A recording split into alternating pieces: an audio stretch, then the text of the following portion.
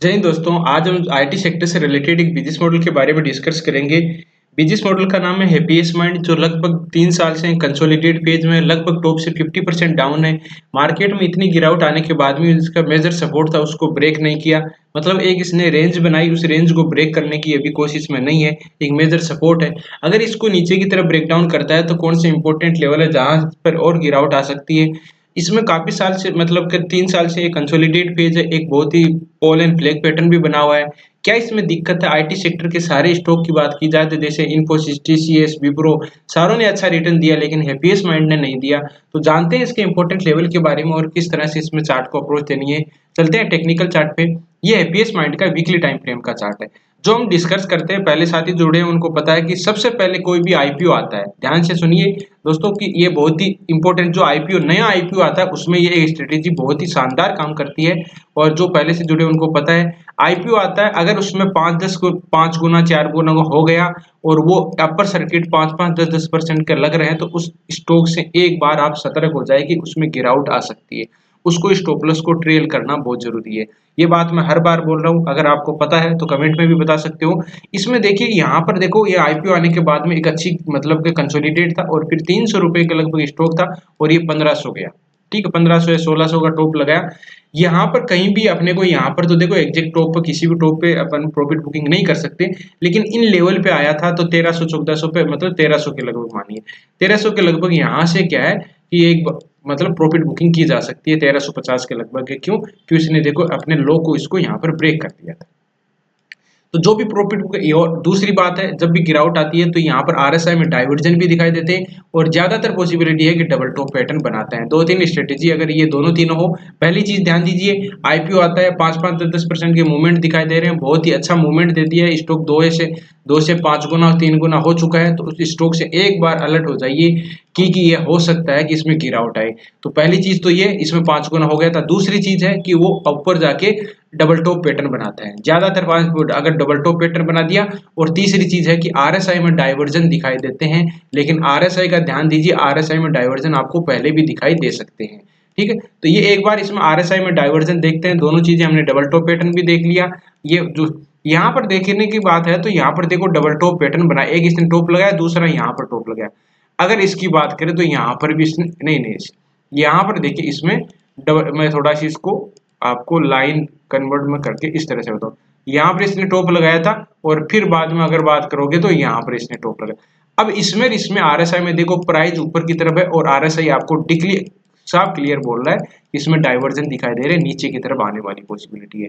तो ये इस तरह का सिग्नल मिलता है तो बहुत पॉसिबिलिटी है कि आपको वहां से प्रॉफिट बुकिंग करके जो भी अपने को होता है वो निकल जाना चाहिए। ये इस तरह की एक बहुत ही, जो आईपीओ आता है उसमें स्ट्रेटेजी अच्छी काम करती है। और भी स्टॉक में हम डिस्कस करते रहेंगे। फिर देखिए यहाँ से डाउन ट्रेंड स्टार्ट हुआ तो डाउन ट्रेंड के lower top lower bottom pattern है। डाउन ट्रेंड में लगातार लोअर टॉप लोअर पैटर्न दिखाई दे रहे हैं। जब जिस तरह से डाउन ट्रेंड अप ट्रेंड होता है, higher top higher bottom pattern pattern होते हैं, उसी तरह से डाउन ट्रेंड में lower top lower bottom pattern होते हैं। तो ये जो यहाँ से होता है उनको आपको ब्रेक करेगा ऊपर, तभी अच्छा मूवमेंट आएगा, नहीं तो नहीं आएगा। ट्रेंड चेंज होने की पॉसिबिलिटी है। डाउन ट्रेंड है तो लोअर टॉप को ऊपर की तरफ ब्रेकआउट करेगा तब अच्छा मूवमेंट आएगा, ट्रेंड चेंज होने की पॉसिबिलिटी होगी। और अप ट्रेंड है तो इसका लोअर टॉप, ये लोअर बॉटम पैटर्न को नीचे की तरफ ब्रेकडाउन करेगा तब इसमें अच्छा मूवमेंट आएगा, नीचे की तरफ गिरावट आएगी।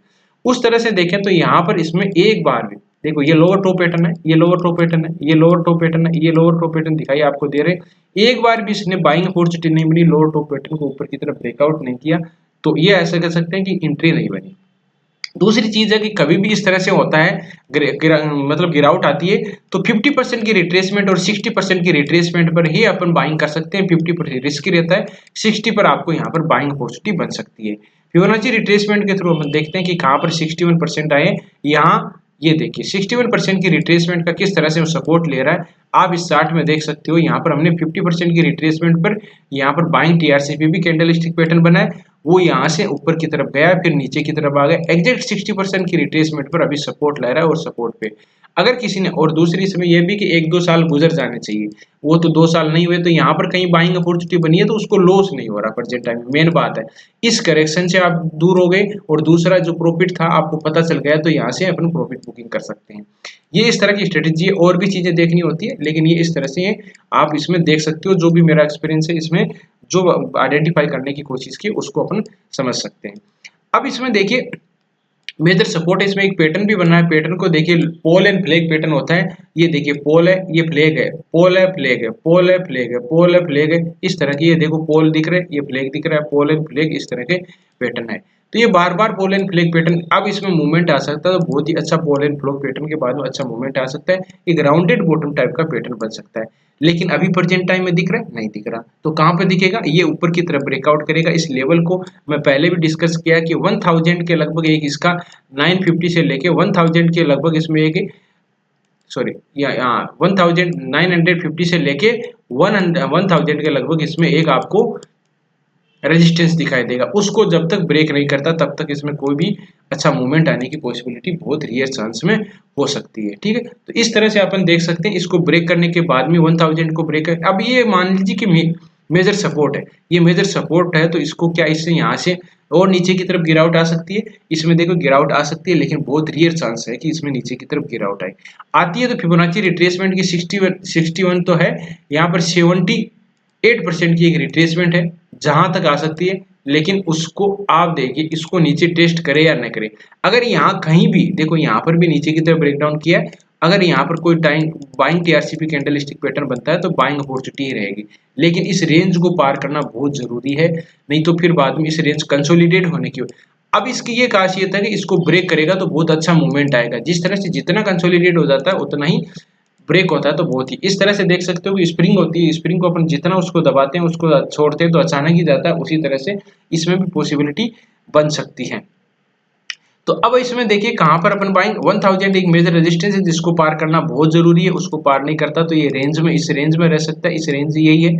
अब इसमें देखिए एक पैटर्न भी बन रहा है, कौन सा पैटर्न बन रहा है उसको भी समझने की कोशिश करते हैं। ये देखिए पैटर्न बन रहा है इसका, ये इसमें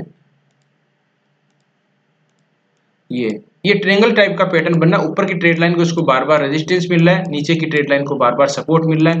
जब तक इस ट्रेंगल पैटर्न को ब्रेक नहीं करता उस तक मान के चलो इसमें मूवमेंट नहीं आने वाला है। कहीं भी बाइंग करो कोई मतलब नहीं है, इस रेंज को पार करना बहुत जरूरी है।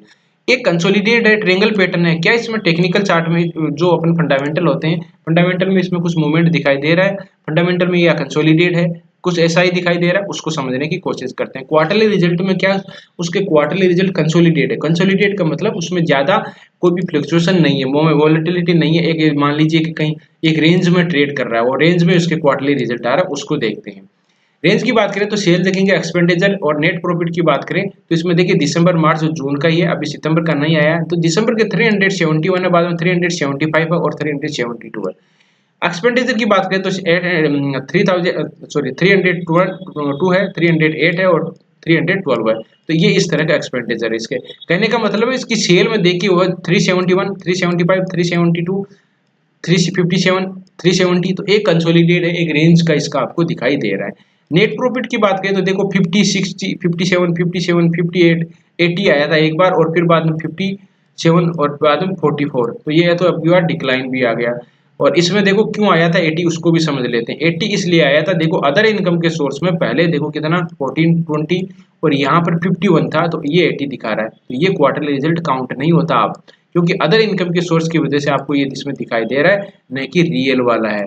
तो और इसमें देखो 50, 60 ये सब, इसीलिए इसमें आपको चार्ट में कोई भी मूवमेंट नहीं दिखाया। नहीं तो अगर यहाँ पर 55 और 60, 80 आ जाता है तो इसमें चार्ट में भी आपको कुछ दिखाई दे रहा होगा, दिखाई देता है। लेकिन इसमें आपको नहीं दिखाई दे रहा है, क्योंकि आपको सबको पता है, जो बड़े चीजें मतलब फंड मैनेजर होते हैं उनको, या जो सिर्फ म्यूचुअल फंड या बड़े एफआईटी है, जो सबको पता है कि अदर इनकम का सोर्स की वजह से हुआ है, न कि रियल की वजह से हुआ है। ठीक है, इसमें देखोगे तो 72, 68 ये तो डिक्लाइन दिखाई दे रहा है, तो इसमें डिक्लाइन ही। अब देखिए वापस आते हैं अपने टेक्निकल चार्ट पे। तो टेक्निकल चार्ट में हमने देखा कि एक ट्रेंगल टाइप का पैटर्न बन रहा है, कंसोलिडेट फेज है, इसको ब्रेक करेगा तभी अच्छा मूवमेंट आएगा। लेकिन फंडामेंटल में भी देखा कि क्वार्टरली रिजल्ट है, कंसोलिडेट है, इसमें कोई भी अच्छा मूवमेंट नहीं आ रहा। तो दोनों चीजें मैच कर रही है। तो मैच करने का मतलब इस स्टॉक से अभी तक कोई भी बाइंग अपॉर्चुनिटी नहीं बनी है, जो बाइंग थी वो प्रॉफिट हो चुका है। अब इसमें कंसोलिडेट फेज है तो इसे अवॉइड कर सकते हो। लेकिन मूवमेंट आएगा तो किस लेवल पे आएगा, इसको breakout pull back pattern buying TRC पे देगा तभी अच्छा मूवमेंट आएगा। नहीं तो इस रेंज को अगर टूटता है और वापस कोई बाइंग टीआरसीपी पे देता है तो वो एक बाइंग अपॉर्चुनिटी रहेगी। लेकिन केवल स्ट्रेट लाइन तक ऊपर की तरफ ब्रेकआउट होगा तब अपने को पता चलेगा, फिर हम और भी डिस्कस कर लेंगे। इस तरह से चार्ट को अप्रोच, चार्ट को और बाद में इसके क्वार्टरली रिजल्ट को किस तरह से अपन मैच करके फिर चार्ट को रीड करने की कोशिश कर सकते हैं। उस तरह से हमने समझने की कोशिश किया। वीडियो अच्छा लगा हो, कंटेंट अच्छा लगा हो तो वीडियो को लाइक कर सकते हो, दोस्तों के साथ शेयर कर सकते हो। किसी बिजनेस मॉडल के बारे में चाहते हो तो उसके बिजनेस मॉडल, फंडामेंटल और टेक्निकल चार्ट के बारे में समझेंगे तो कमेंट कर सकते हो। वीडियो देखने के लिए बहुत बहुत धन्यवाद। और ये वीडियो केवल एजुकेशन पर्पज से बनाया गया है। किसी स्टॉक को बाय शेयर करने से पहले अपने फाइनेंशियल एडवाइजर से जरूर सलाह मशवरा कर लीजिएगा, फिर डिसीजन लीजिएगा। मिलते हैं नेक्स्ट वीडियो में, तब तक के लिए दोस्तों बाय बाय। जय हिंद, जय भारत।